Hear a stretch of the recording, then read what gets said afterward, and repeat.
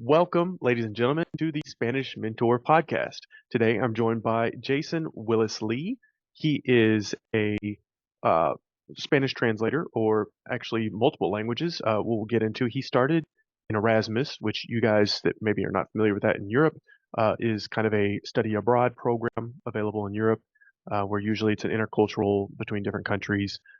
So he went and studied in France and got started in translating by translating his professor's research papers, and that led to the career that he has now. Now living in Spain, in Madrid, as a booked out freelance translator. Jason, how you doing? Good, Evan. Thank you so much for having me. It's very kind of you, and I'm really happy to be here. Wonderful, wonderful. And I assume you come from England. I am actually British. Yeah, you wouldn't know that Okay. by looking at me. I'm actually half Sri Lankan. My late mother was Sri Lankan, but I was born and bred in Birmingham. I lived there 14 years, and I came to Spain when I was 24. So almost half my life is in Spain, actually. So we're coming up to the last few months of my when I'm 48, I'll be 49 in July, and that will be half my time in each country. So because I arrived when I was 24 and a half, almost to the day. So that's a bit of a milestone coming up. Crazy to put it in terms like that when you say half your life you lived in, one place or another, right? Yeah, absolutely. Yeah, it's psychologically I can feel it coming up. So it's going to be interesting when I've been in Spain longer than I've been in the UK. That I'm just wondering how that's going to feel. I've applied for Spanish nationality this year because the Brexit we had a couple of years ago has caused me a couple of problems. Mostly I can't vote in Spain, so I resent that. I pay taxes here, I work here, I have a business here, so not being able to vote, it's a little bit uncomfortable. But other than that, yeah, I live as a full expat Brit, and I've got my community. There's 300,000 of us in the country in total, mainly in Madrid, Barcelona, and the coast. So Costa del Sol, Costa Brava, that's mainly where the British people lie. And I'm probably more integrated than some people. I think on a scale of 0 to 10, I'm probably an 11. Married to a Spaniard, translating from Spanish. Other people don't integrate so much. But I think it's great to learn the language and live in the country as if it were your own. So yeah, very happy to apply for nationality, and we'll see if that comes through next year. Hopefully it will. Yeah, well, buena suerte. Gracias. So, uh, um, well, you don't know this, and probably my listeners don't either because I don't think I've shared this story. But I actually went to Madrid in a high school excursion, let's say. I was in the Spanish Honor Society, so whoop-de-doo for me. Nice. Went there for, I think it was like 7 days, 10 days.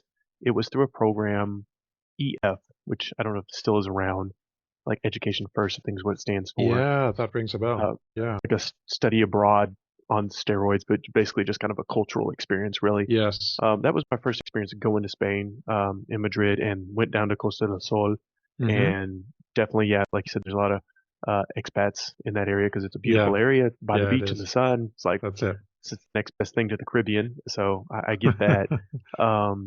And I lived in Vigo in Galicia, which you are probably familiar with. I think you mentioned about you went to Coruña. Yes. But those that aren't familiar, Galicia is on the west coast, so the opposite of Barcelona, above Portugal, and they have Gallego or Galician language. So I taught English in a school there in Chuy, which is right on the border. There was a plurilingual school, so English, Spanish, and Gallego. So that was an interesting experience, but loved Galicia. Madrid's obviously a beautiful place with lots of culture. Obviously the epicenter of Spain, as is, and yeah, um, would love to hear more about what you think of living there in Spain, especially with half your life now. But how did you kind of get started with learning Spanish and moving to Spain and everything? Yeah, so for me it was a work related thing. I just had French, so I had one second language, which was French, and that was good enough to translate. I felt a second language, a source language. So we call that a B or a C language. A is obviously English. And I was going to be Spanish or Italian, and I was actually 3 months into an Italian course when I switched over to Spanish. I had a girlfriend at the time who was Franco-Española. She was half French, half Spanish. I had a friend, and his wife was Spanish. So the stars were kind of aligning to send me to Spain. So I kind of gave up the Italian, and my Italian is still pretty atrocious. I just got back from Turin, and realizing I should have been speaking French in Turin because they all speak French instead of battling with my terrible Italian. So yeah, that was basically, I came out to pick it up. My plans were not to stay here. I wanted to go to Brussels or Geneva and be a case crusader as a bureaucrat or possibly an interpreter in the international institutions. That didn't work out. I found work in Madrid. I found another girlfriend, now my wife, of 18 years now, and we have two beautiful daughters. So I stayed in Madrid, and yeah, very happy. I mean, I do go back to the UK now and then and travel elsewhere. Been to Galicia many times, travel within Spain, but for me it was primarily a work thing. I felt I needed, possibly that was not correct. I could have probably found my career as a medical translator in French, but I felt I would have more opportunity with two source languages. I also have some German, but my German is not up to professional standard. I would say school leaving, maybe a B2, what we have at Common European Framework of Languages. Maybe a B2 is sort of a high school leaver. So I can get by, but not good enough to translate. But the French and Spanish certainly is up to scratch. And I translate in a very niche field. I'm in medicine, which is one of a nice field to be in, a premium field. So I can charge higher prices. There's more justification, there's more tolerance of a slightly higher price. So I can position myself before doctors, clinicians, investigator, authors, and I help them with their research for academic journals. I also do medical reports. Let's say you're in Spain, you need something, you have some kind of injury, you need to get US input. Those documents would go into English, and you would take that back to the US.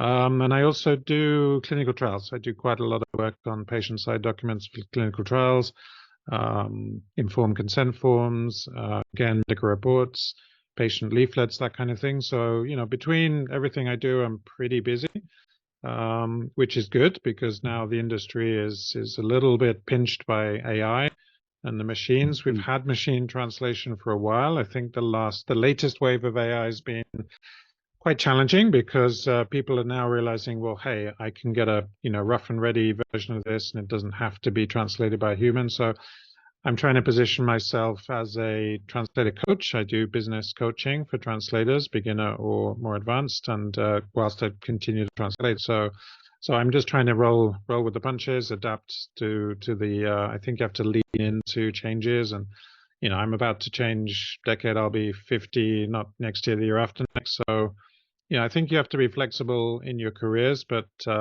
if anyone's listening and considering translation as a career, it's a fantastic career. I've been living from translation the last 24 years since I've been in Spain. So, I'm a big defender of online language service providers, and obviously a lot of people come from teaching, which is a fantastic profession. There's a bit of crossover there. So if anyone's considering making a jump, go for it. I'm all for it. And don't be afraid of the machines. Try and lean into the opportunities that we get from AI without thinking it's a threat and being afraid of it and hiding behind the sofa or hiding behind the bed or anything, something like that. So yeah, that's how I originally came out for work purposes, and I was very keen to live a period in the country, but that was 24 years ago, and my initial plan was to stay 3 months. So 3 months has turned into 24 years next month in January. So that's a pretty amazing thing to think back to that now. No, yeah, that's great. Thanks for sharing that story. And there's a couple things I want to highlight there that you said. First, just to explain to our American listeners, if they're not aware, the European scale of ABC, like A is kind of the beginner level, B is like intermediate, C is advanced. So C2 would be your fluent, B1, B2 is kind of your intermediate or level. That's right. I've not taken, so just full disclosure, I've not taken the DELFA or the DELFEL, I think it is. I think it's the DELFEL, yeah, exactly. DELFEL, which is the Spanish equivalent of the IELTS or the TOEFL test for Spanish. That's so I've exactly. not actually had my European certificates in that, and I guess just to encourage others that feel like you have to do that. Sometimes you don't. You can prove your worth otherwise. Mm, And with that being said, what you've capitalized on, and other people should listen, is you went where the higher income need is. yeah, So instead of setting yourself for lower expectations, like go for solving, rich people problems. Basically, you'll get more money out of it, that's right? exactly the Medical field, riches are in obviously, the is yeah, the riches are in the niches, yep, as Pat Flynn often says. yep, Yeah, I think the DELE is called the Diploma es en Español de una lengua extranjera. I think that's the DELE. And mm, I actually had to certify an A2 standard in the DELE with the Cervantes Institute, a very basic A2, which obviously was very easy. For my Spanish nationality exam, I had to take a European test as well. I had to answer some questions about Spanish culture, the political organization, some basic knowledge of the Constitution. Which was a pretty easy test if you just practice the questions. And I did those tests 4 years ago. And just as they're expiring, my passport is coming through. So, yeah, I mean, I don't think you need those qualifications per se to be a translator. You can just pick it up on your own, as I did. I did it for citizenship purposes, and I'm a little apprehensive because when I get the passport, theoretically, I have to give up my UK passport. In practice, that is not hugely enforced. So you're not supposed to be de facto dual, but many people are. And certainly, I wouldn't want to travel on the UK passport if I've been given the Spanish. I suppose, they expect you to use that. So, I'm waiting for that to come through, and it's going to be fun. Voting in the national elections as a Spanish citizen is going to be great. But yeah, I feel very much part of the country, and language immersion is obviously part of that. And your family situation also influences. I mean, my wife and I speak to each other in Spanish. With my kids, I only speak English, and they've always answered back in Spanish, so I've never had any problem with that. Perhaps I should have enforced English earlier on, but their English is bilingual. They come home anything less than a 10. They say I got a 9 in English, and I'll say, well, why wasn't it a 10? And that kind of thing. So they're doing very well. And hats off to Spanish families because they study everything in English. We have bilingual schools, or our school is bilingual, and the families without an English father, I think that's pretty challenging. My second language was French, and just imagine studying my high school subjects, maths, physics, chemistry, and in French. That would have been very awkward, I think. So, hats off to the Spanish families that do that. Nothing but respect for them. But we have a bit of a head start, obviously, as a bilingual family. yeah. That's great. Um, I'll touch back on that bilingual part real quick, but I also wanted to say, medical field, it's a great area to be in. There's never-ending supply there. Don't be afraid of AI, like you said. In fact, use it for leverage. You position yourself as a coach, but also people, just because you can use AI doesn't necessarily mean it's right.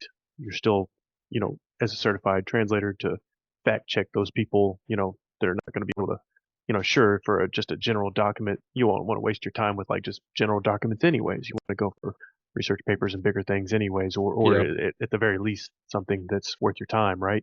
And then bilingual. So you're doing, I guess, the minority language at home theory as well. Or you're aware of that? Okay. Same thing we're doing. And if I were in your position, this would be my encouragement to probably other people. But since we're in the U.S., we do the opposite, where we speak only Spanish at home, Hmm. English outside, because everything's in English. And there's you got the opposite going, of course, because you're living in a Spanish speaking country. So therefore, speaking English to the kids so that they maintain that level. That's And I'll right. tell you a quick joke if you haven't heard this. So a person that speaks three languages, right? Trilingual, Hmm. right? Two languages, Bilingual, bilingual. Yeah, yeah. And that speaks one, American. monolingual, No, American. American. So, That's a good one. so anyways, that's our my running joke. But no, seriously, this is kind of part of my channel is to encourage other Americans because they always talk about, "Oh, I should learn Spanish one day," and especially as much opportunity as we have here in the U.S. to learn Spanish and French. Um, I think it's just this pride that sometimes people don't want to let go. It sounds funny, like, Mm, the confidence or whatever. yeah. I struggle with that. I'll say that too, especially with my own kids. because I was, oh, I don't want them to get like a gringo accent, or what if they get five and they can speak better than me, and but I realized I can't do it for me. Like it's not my pride. It's to pass on that legacy to my kids. Like Yeah. even if they're sure one day they're going to speak more Spanish than me, look at me like, Dad, oh my goodness, like you sound like an idiot, bumbling. But anyways, it's for their future, not mine, right? So I'll get off my high horse. And I wanted to ask you this question because I had a similar experience as far as I already spoke Spanish, and then I tried to learn some French, and I got just enough to just to defend myself, you could say, because I would kind of Hmm. got interested, but then because I had some French speaking students at the time, and anyways, I haven't picked it up and dusted it off. I mean, but I have certain challenges with switching back and forth because of, Hmm. especially with English, because a lot of French words are spelled like English but pronounced completely different, and then other words in Spanish are similar and sometimes not, and sometimes it would get all jumbled up in my head. Did you Hmm. experience any challenges like that, or any, I don't know, advice to people that are maybe switching from one language to learning Spanish, perhaps? Yeah, that's a great question. So for me, I mean, probably Spanish is my second language now, but I did come through French, so I kind of extrapolated from French. I studied French at high school from age 11 to 18. I took it all the way to what we call A levels, the final 2 years of high school. So for me, it was relatively easy. I felt the grammar was very, very similar. I never had any mix-ups. I still speak French. I watch series in French where my wife and I are watching Lupin, which is this Parisian-based thief, and he's a jewel thief, and we watch that in French. I have a friend, a lady I sometimes see through our school community, and we sometimes do an intercambio, just a language exchange. I speak half the meeting we do in English, half the meeting in French, and that just keeps me up to speed because I rarely write in French. I'm usually writing mostly English, sometimes Spanish to my non English speaking clients. So that's good for me. I never had any problems. So I would say there is big similarity between the Romance languages. That would be French, Italian, Spanish, Portuguese, Galician. Portuguese and Galician are very similar. So all of those are very similar. So I think if you speak one, it is generally easier to move over to another one. Some people do get a bit of interference and translation ease, as we say. The other problem we have is attrition. I think you can be so long in your source language country, your English starts to take on the inflections of the source language. So occasionally you have, just little apostilles or just snippets of language that just sound more Spanish than English, even if they're spoken in English. So I think you have to be very careful as a translator to avoid attrition and just keep your language skills up all the time. And I think I do that pretty well. It's probably for my clients to say, not for me. So because I'm writing so much English and reading, most of the doctors, the papers are already in English, so we're author editors. These days it's more author editing. Biomedical publishing is more editing in English rather than translating. So I would say, yeah, if you have one source language as I did, I was looking at two other languages which were both Romance languages, Italian, Spanish, and I'm very glad I went with Spanish for sure. That's great. And so personally, I've done, so I guess just to declare this too, I've done interpreting, which is the spoken word, Yeah, translating when this is a quoted phrase or it is. word or misused, abused word. Yeah, Translating is written. that's it. Interpretation is spoken. So Exactly. just to declare that for everyone here. So becoming a translator means translating documents, meaning written text.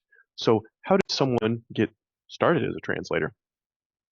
Yeah, great question. So you come in typically in the agency market. So you would typically work for an intermediary for a lower fee, but that agency has done the client capture for you. So they deserve a margin because they have payroll.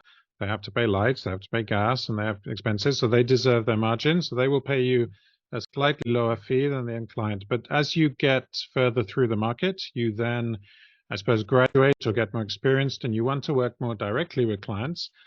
Direct clients can be more demanding. They can plan big projects on you. They can ask for desktop publishing. They can give you a tight deadline.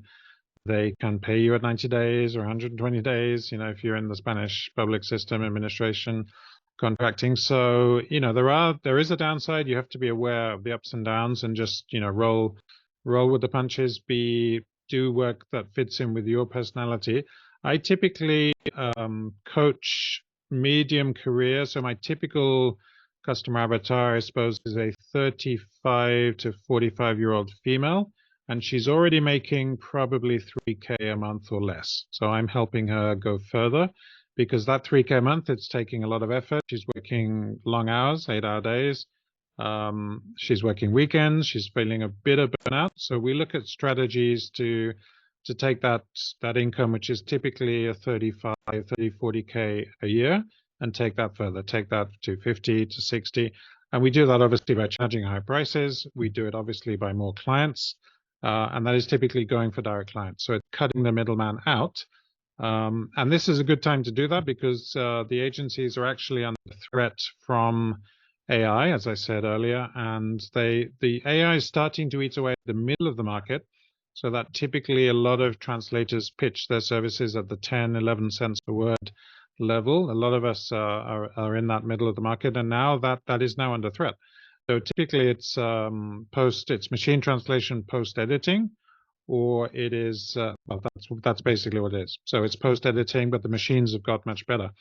That is still lucrative. You can still make a good living. The hourly rate is still pretty good. You just have to be aware that there is a machine component. But if you are in a very niche market, such as medicine or law or finance or art history or maybe subtitling, you can charge more because you are just in a niche where they're hopefully, and I'm very lucky because I started my career training as a doctor. So I did several years of medical study.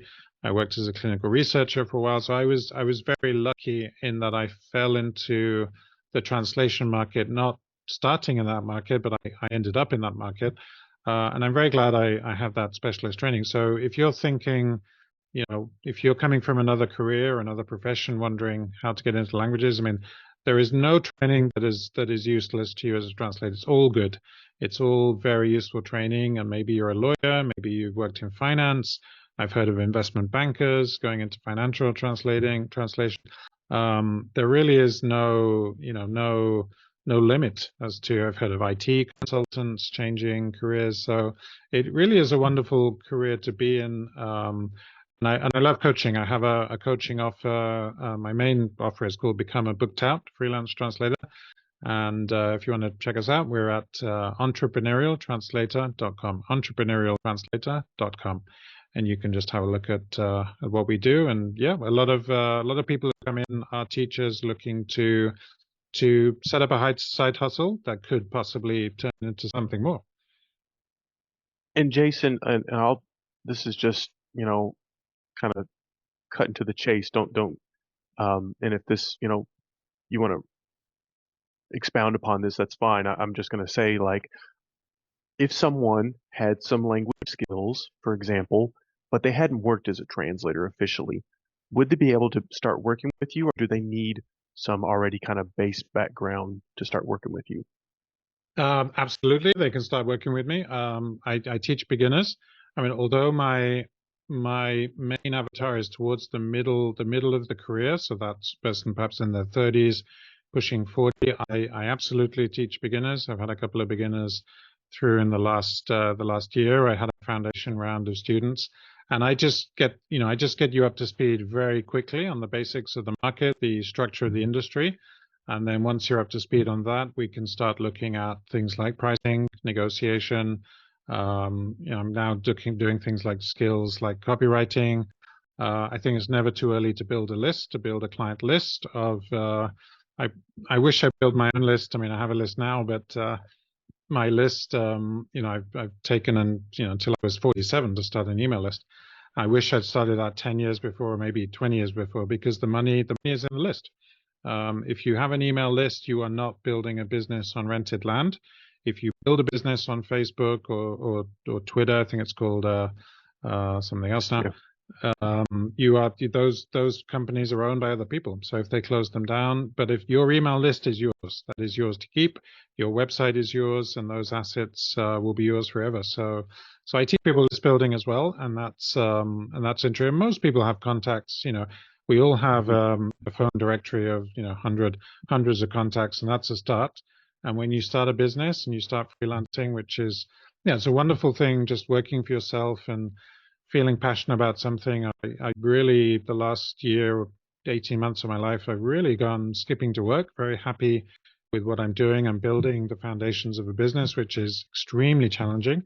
It's very difficult looking for those first few clients and just positioning your offers, but it's extremely gratifying as well, Devin. It's really, it beats working for someone else, I can tell you that.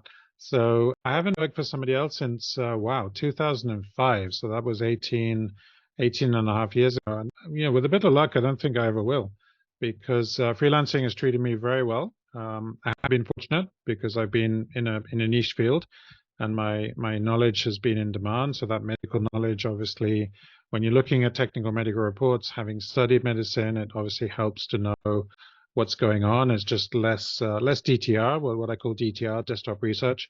That's less time searching around on Wikipedia and Google Scholar and all of these sites, and that's just a higher bill of hour, because ultimately it comes down to how much you're earning in the hour.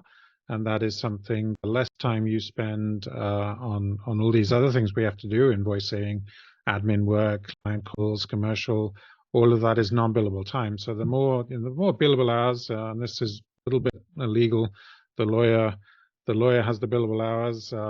Big law, they're expected to bill 50, 60 hours a week. So we don't bill so much, but certainly the client work is actually what makes us our bread and butter. Yeah, and that's great because I've dabbled a little bit in translating through some agency. This was years ago too, a long Mm-hmm. time ago. Like college was just try my hand and make a few quick bucks. And I'll say this out to there, like those people listening, working with an agency, like you said, they're going to take a major cut of it, and rightfully so because it helps you get in the door. But Yeah. I think the best I ever got was like 22 cents or something a word or something. And so anyways, you work like 2 hours on a document and you get $10 or something. And, and you're like, wow, was that really worth it? Like, Yeah, yeah. and then, so I guess why that to say is that hopefully you could be able to shortcut some of those things for some people. And I assume they just go to your website to learn more, Entrepreneurial Translator, correct.com.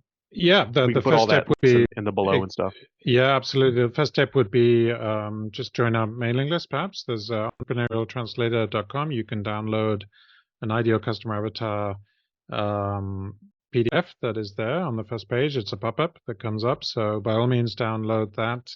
And yeah, I certainly can fast forward people. I can just take you quicker and just get you up to speed by going through my materials. And then hopefully you'll get a bit more advanced and we could do more advanced things, which would be copywriting, advanced pricing strategies, list building, and that kind of consultancy is what I really enjoy now. Just working with people who kind of got the basics and they want to go further. So that's to me what mentoring is. And I do mentoring myself. I have mentors who teach me, people who are ahead of me. And I think it's great to find someone just a bit ahead of you, not too much ahead of you. So there's a huge gap, but just enough that they. So I was just saying that, this it's like playing tennis with someone better than you. You obviously get better if you play with a stronger player. So if it's just Mm, somebody a bit better, and business is the same. Business is yep. mentoring, coaching, and I like to interact with people who are ahead of me in business, and I can learn from them. Online business is great. I love online business. The opportunities afforded by online and creating an online personal brand and personal branding. That's effectively what I'm helping people do, build a business around their expertise. That's what I'm doing. And building a list and then maybe creating a digital product that's an information product that solves someone's problem. So if somebody wants to be a translator, they're not quite sure exactly how to start. I can, hopefully take them under my wing and just press the fast forward button on their career. That's basically the offer I have. Yeah, that's wonderful, Jason. So you guys listening, that if you thought about, just learning Spanish for travel or for any reason at all, just want to present this to you as an option for an actual career besides the like, oh, just be a high school Spanish teacher. No, there's much more than that out there for you. And so, um, but just to make it a little bit lighter, and before we go, and I'll ask another question beyond this, but Um, I lived in Spain in Galicia, which is different than Madrid, but the Spanish dialect, I get those questions all the time versus Latin American versus Spain. And I understand both of those. And although I'm heavy Latin American, but maybe just for fun and giggles, some some of your favorite Spanish phrases or words that maybe people should know as far as different, because here in the U.S. especially, a lot of Mexican Spanish is kind of the default. So what are some of those Yeah, things so that? we have an expression which is mola mazo. Mola mazo means I really like it. I really dig this thing, mola Hmm, mazo.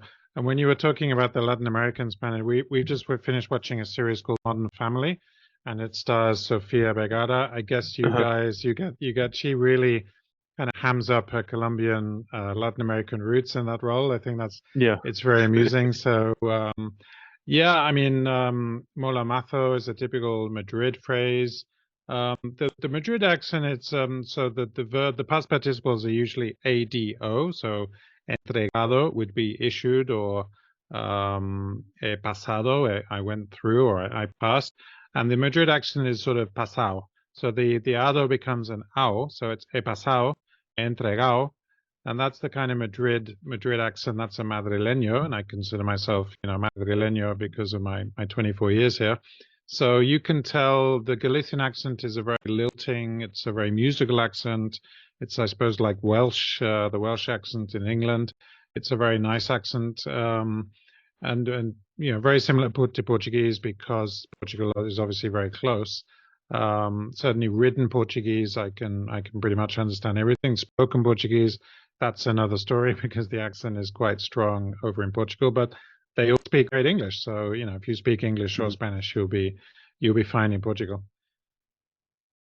Do you have any um, so Molomato is Molamato is okay. the one that came to mind. Yeah.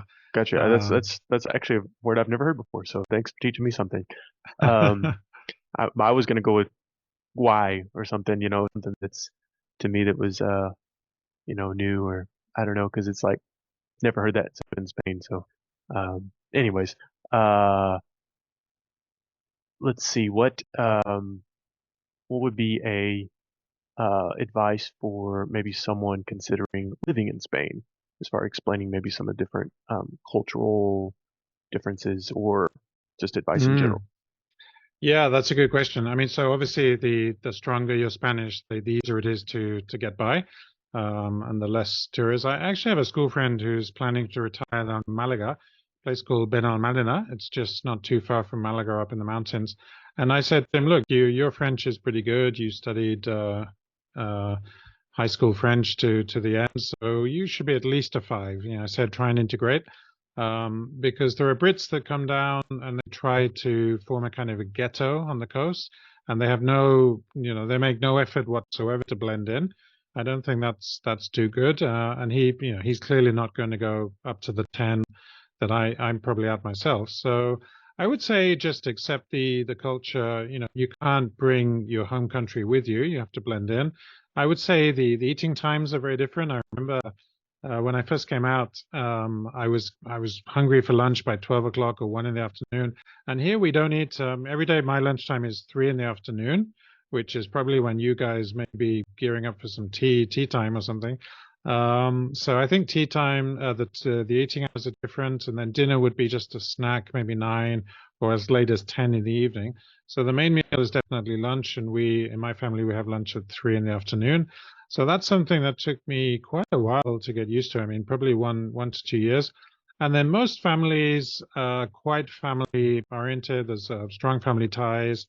Football is very, very cultural. It's a way of social bonding. Football, the national lottery on the 22nd of December called El Gordo, the fat one. El Gordo, the 400,000 euro lottery is, people swap tickets, and the social cohesion is quite amazing. You probably never see this in countries like the US or UK. Certainly not in the UK. US, I'm guessing it's going to be similar to the UK. So those are just a couple of differences: eating times and cultural bonding things like football. And you're either Madrid or you're Atletico or you're Barcelona. and you've got your team, and you'll just be diehard fan of your team.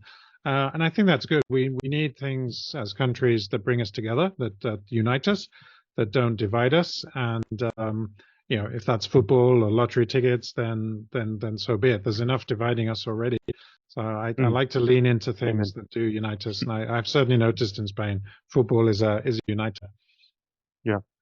And I'm Celta Vigo, so for neither one of those. They used to actually have an American on their team. I don't know if he still plays for them. But anyways, so thanks, Jason, for your time and being on here and sharing your wisdom. You guys check them out at Entrepreneurial Translator. I'll put that in the link in the show notes, YouTube as well. I'll link to your podcast. Your podcast is also Entrepreneurial Translator as well, correct? I have a podcast called Turn Yourself Into a Booked Out Freelance Translator. We're on Great. Spotify, we're on iTunes, and we're on Google Podcasts. Yeah. So I'll link that as well in there in the show notes and to check out his podcast and how you can become a booked out translator. And anything else you want to say to the listeners before we go?